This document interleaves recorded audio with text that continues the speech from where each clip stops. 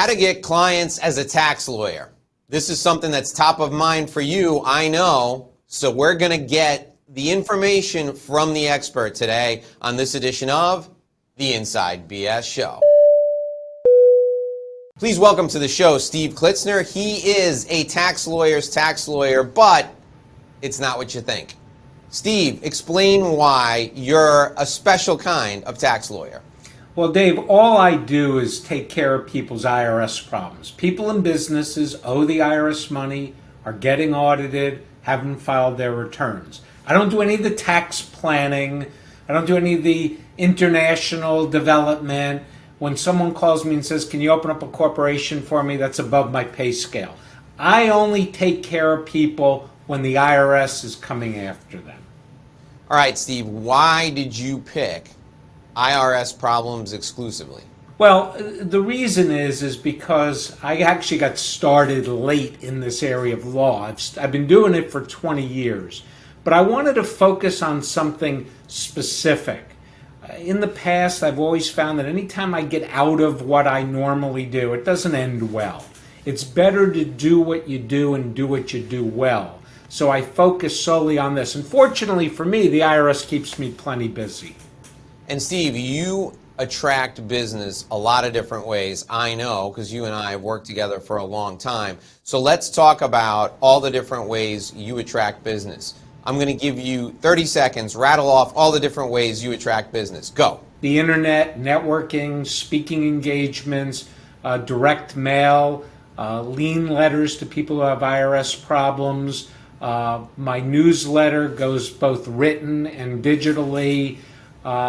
Just following up with people, meeting new people that I know can refer me cases. My old clients, keeping in touch with them and following up with them. And I must have missed something really good in there too, but I'm doing radio ads too, and that works great. All right, so you mentioned networking. How many different groups do you belong to, and how did you make networking successful for you? Well, I belong to a few different groups, lawyer groups and general groups, and the reason I think I make it successful is because I don't keep doing it if it doesn't work. You know, I only devote the time and energy to things that are working. I also found when you're doing any networking groups, it's always a good idea to take a leadership role in that group. You have more face time with everyone. People like you more, they know you more, they trust you more, and that's big. Just joining a group, you're not going to get business. You have to stand out a little bit and make sure that people know what you do and that they trust you. All right, Steve, so this is how to get clients as a tax lawyer. If you were to pick, if I said to you, you can only pick one thing from now on, and of course, we would never tell you to do that. We want 100 ways to get one client. But if I said, Steve, we're talking about how to get clients as a tax lawyer, give us your one super secret, very special business development strategy. What would be your favorite business development strategy? More people find me by Googling me and Googling help than anything else. If I had my choice, I would love to only get referrals from old clients and professionals and people that I know. That would be my number one way. Of course, it's free to get it. You know, you don't have to pay for anything. The acquisition is zero. And I find that the clients are better when they come through a direct referral. All right, Steve, so what do you do that makes the internet work so well for you? Well, I think that keeping my website up to date, keeping an eye on it. I have my website guy, my internet guy, keeping on top of him, make sure everything is current and that the website is good and that it has good information on it and that we respond to people who do go on and look at live chat and we talk to them.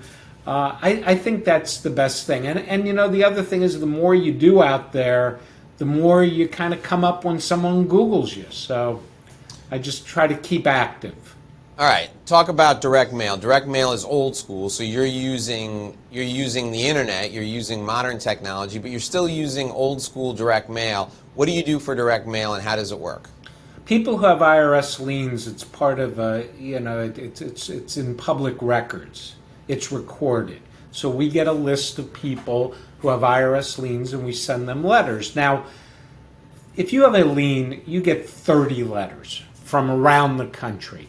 So in my letter, I differentiate myself to show them that I'm here, that I'm local, and we actually even hand write the envelopes and put regular stamps on the envelopes.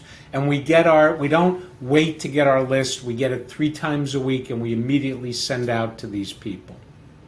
So because people have found this video because they're looking for how to get clients as a tax lawyer, talk a little bit about the way that you talk to people about a very difficult situation, because that's part of marketing. Talk about your messaging. How do you, in your marketing, talk to people who have problems with the IRS?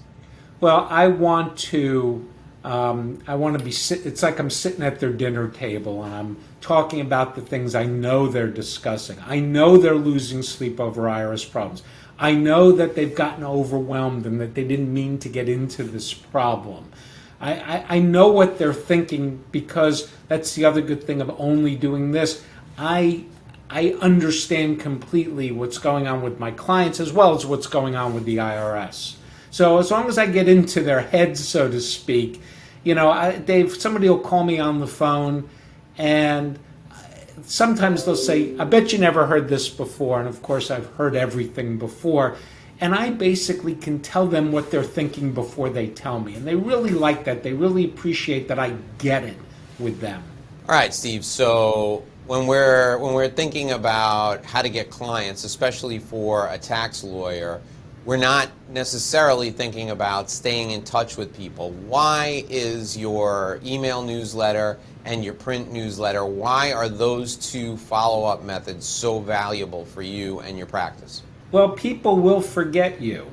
People, no matter how much you did for them, they may forget you. You want them always to remember you're the guy that they represented, you're the guy that they met at a certain thing, and the more you do that, the more you're going to get cases. People will forget as time goes on if they don't have your name and number top of mind. Plus, they'll forget your name. My last name's Klitzner, and they try to Google that. They don't know how to spell it, and they may never find me. This way, they'll always remember me. All right.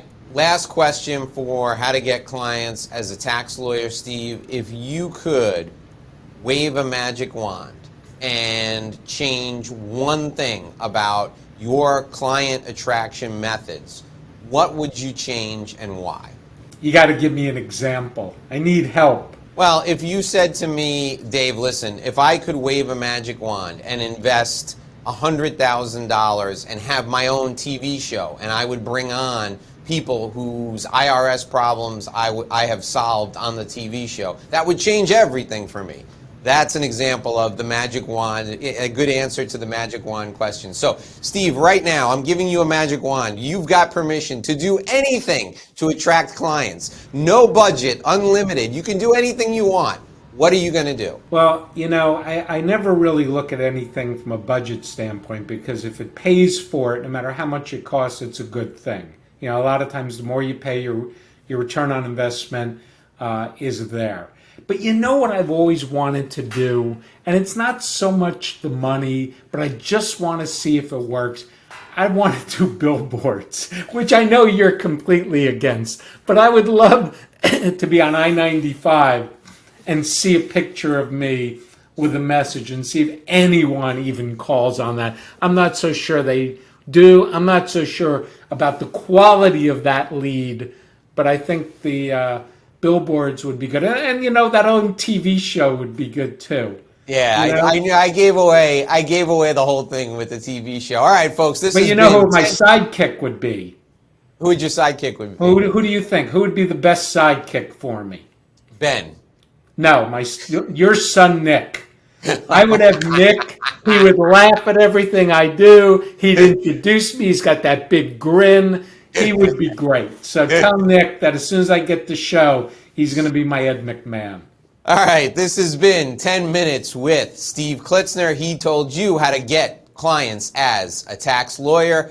Thanks for joining us today. Until tomorrow, here's hoping you make a great living and live a great life.